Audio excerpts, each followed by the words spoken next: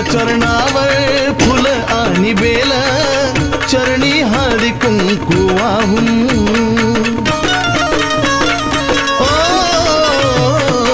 पूजती अंबात Shiv भरतराला